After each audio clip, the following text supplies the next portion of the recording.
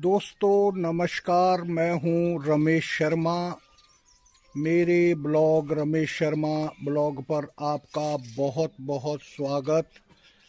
मित्रों, आज मैं आपके समक्ष उपस्थित हुआ हूं एक नए ब्लॉग के साथ। और मित्रों, मैं आपसे एक अनुरोध करना चाहता हूं। हो सकता है मुझे ब्लॉग बनाने ना आते हो और मैं आपके लिए अच्छे ब्लॉग ना बना सक रहा हूँगा, लेकिन मैं एक शौकीन तरीके से ब्लॉग बनाता हूँ और कोशिश करता हूँ कि अच्छे से अच्छे ब्लॉग आपके लिए बनाऊँ। लेकिन फिर भी यदि मुझसे कोई गलती रह रही हो तो मुझे क्षमा करें आप। क्योंकि मित्रों, जब मैं अपने अकाउंट को देखता हूँ तो मेरे अकाउंट में आज तक कभी भी 100 से ऊपर व्यू नहीं बढ़ा है।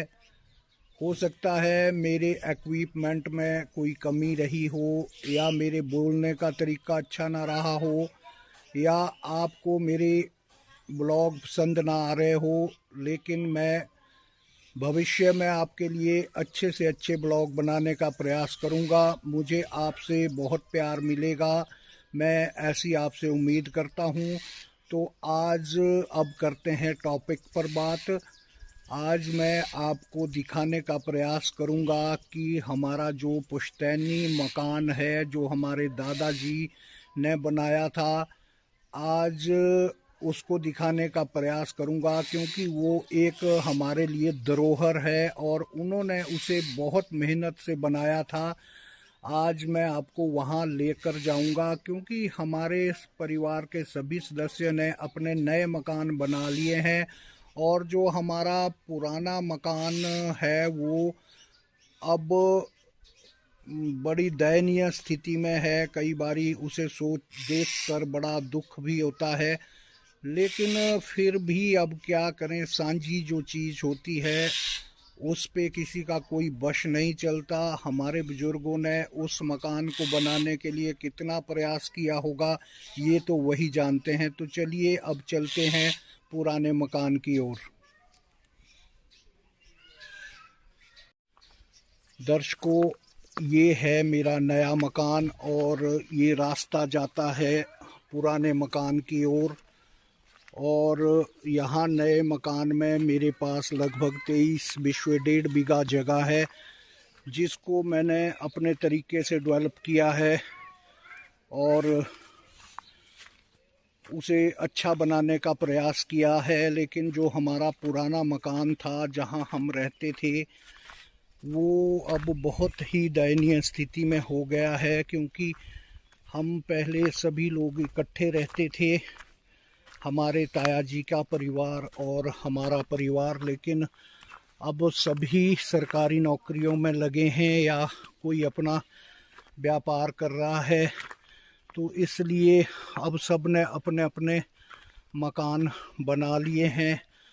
और अब जो पुराना मकान है वो साझा होने के कारण उसकी कोई भी देख रेख नहीं कर रहा। और एक समय में वो इतना सुंदर मकान था कि हम भी देखते रहते थे, क्योंकि जो उसमें लकड़ी और अन्य कलाकारियाँ की गई थी वो बहुत ही सुंदर थी।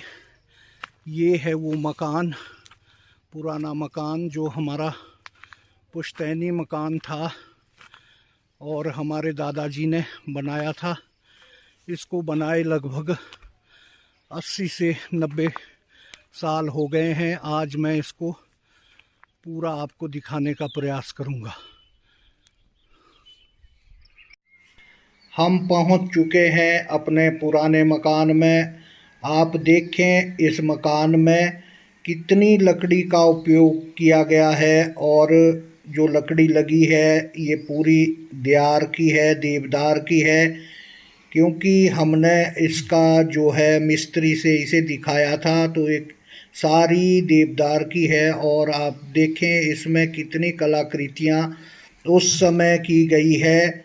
जबकि हम ये सोचते हैं कि जो हमारे पुराने बुजुर्ग थे वो कुछ नहीं जानते थे, लेकिन वो हमसे बहुत होशियार थे। ये देखें आप, दरवाज़ा, इसका दरवाज़ा है और इसमें कितनी मोटी लकड़ी का इस्तेमाल किया गया है ये आप स्वयं देख रहे हैं।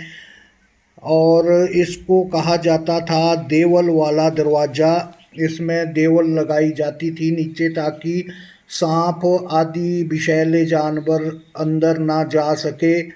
और इसमें उस समय मिस्त्री ने कितनी कलाकृतियाँ की है। और जो इसकी लकड़ियाँ है, साइड की चौखट है, ये लगभग कम से कम 9 इंच चौड़ाई में है और इतनी ही मोटाई में है। और हमारे यहाँ इतना जंगल भी नहीं है जिसमें हम ये मान सकें कि उस समय बहुत लकड़ी होती थी, क्योंकि आज भी हमारे पास इतने पेड़ बड़े नहीं हैं देयार के जो हम इस्तेमाल कर सकें। अब जो पेड़ हुए हैं वो काटने लायक हैं। तो ये लकड़ी वो कहाँ से लाए थे, खरीदी थी, तो इसका अंदाज़ा नहीं है। ये देखें, इसकी दीवारें इतनी पक्की हैं कि आज भी, जबकि ये मिट्टी की दीवारें हैं।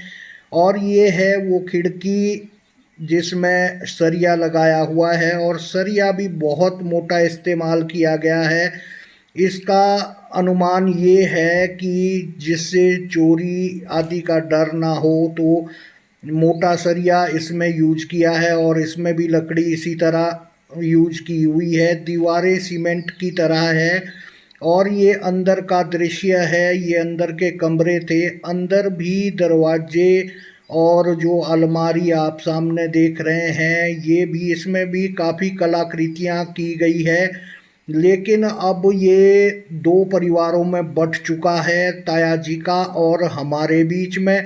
और हम भी 3 भाई हैं, वो भी 2 भाई हैं। और ये आधा आधा मकान है, ना उन्होंने बनाया ना हमने बनाया, और हम नए मकान बनाते रहें। ये देखें आप, दरवाज़ा, कितनी सुंदर आकृति इसमें की गई है। और ये अंदर का दृश्य है, अंदर भी पूरा लकड़ी का बना हुआ है। इतनी लकड़ी कहाँ से लाए होंगे। तो अब हम इसे सोच रहे हैं इकट्ठा होके कि यहाँ एक नया मकान बनाया जाए, क्योंकि हमारे भी आगे बच्चे हो गए हैं, परिवार बढ़ता जा रहा है। तो इसकी हमें याददाश्त रह सके कि ये हमारा पुश्तैनी मकान था। क्योंकि जब हम नया मकान बनाएंगे तो ये मकान बिल्कुल तोड़ दिया जाएगा, ताकि इसकी याद हमें रह सके कि हमारे ये बुज़ुर्गों द्वारा बनाया गया मकान था। इसलिए मैंने इस ब्लॉग को बनाने का प्रयास किया है, ताकि मेरे पास भी एक अपने पूर्वजों की निशानी रह सके और मैं आपके साथ भी इसे साझा कर सकूं। इसलिए मैंने ये ब्लॉग बनाया है और आपको भी पुरानी चीज़ें बताने का प्रयास किया है। ये देखें आप, जो छत थी उसमें भी बहुत लकड़ी का इस्तेमाल किया गया है। ऊपर दियार के फट्टे लगे हुए हैं। और हमने सिर्फ हमारे समय में इसमें रंग रोगन किया जाता था। और जो साइड की फ्रेम है और मोटे मोटे खंभे इसमें लगाए गए हैं। और ये पूरी तरह से बहुत सुरक्षित तरीके से बनाया गया था। अगर ये डब्बा देखें, यहाँ बिजली का मीटर लगाया गया था जो कटवा दिया गया है, क्योंकि वो मेरे पापा के नाम था और पापा एक्सपायर हो गए हैं। इस जगह पे मीटर लगाया है।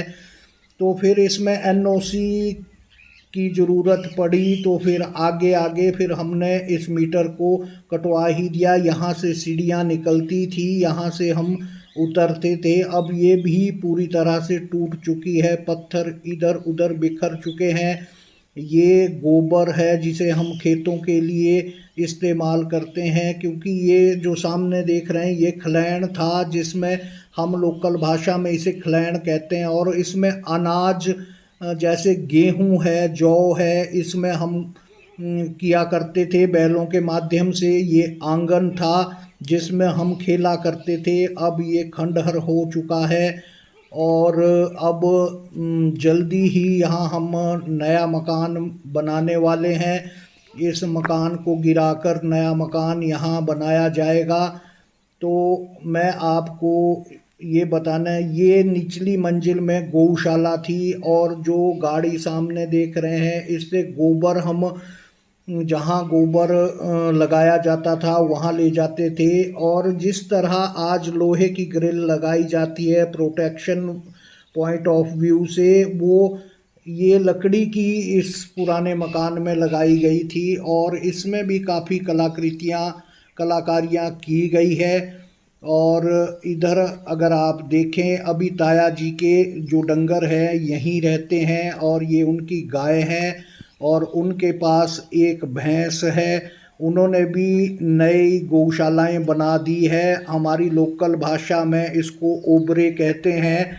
और ये अंदर को ओबरे हैं हमारे ताया जी के, जिसमें ये डंगरों को बांधते हैं और अभी अभी इन्हें बाहर बांधा है तो इसकी सफाई होगी। ये बाहर का दृश्य है घर का और दीवारें आज तक इतनी मजबूत है इस मकान की, बिल्कुल सुरक्षित है। ये देखें आप, बिल्कुल सुरक्षित दीवारें हैं। अगले ब्लॉग में मैं नई जानकारी के साथ आपके समक्ष उपस्थित हूँगा। आप इस वीडियो को अधिक से अधिक प्यार दें और मैं उम्मीद करता हूँ कि इसमें मुझे बहुत सारे दर्शकों के व्यू मिलेंगे। तो इसी उम्मीद के साथ अगले ब्लॉग में मैं फिर आपके साथ साझा करूँगा। नमस्कार।